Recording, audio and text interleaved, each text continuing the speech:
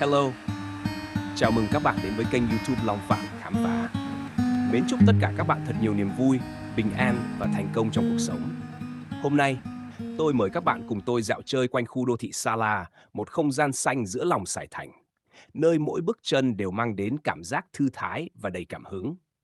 Dạo bước giữa khu đô thị Sa La, tôi như lạc vào bức tranh thanh bình giữa lòng phố thị.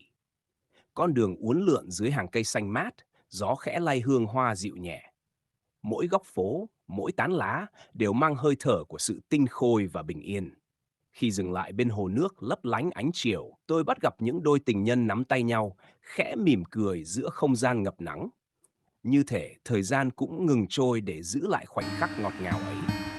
Sa La không chỉ là nơi đáng sống, mà còn là nơi để yêu, để mộng mơ, để trái tim tìm thấy bình yên giữa nhịp sống hối hả của Sài Thành.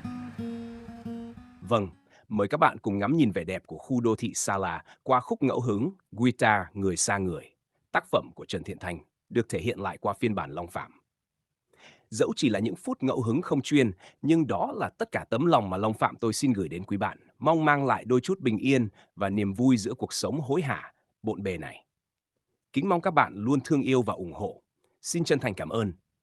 Thank you very much. Let's go.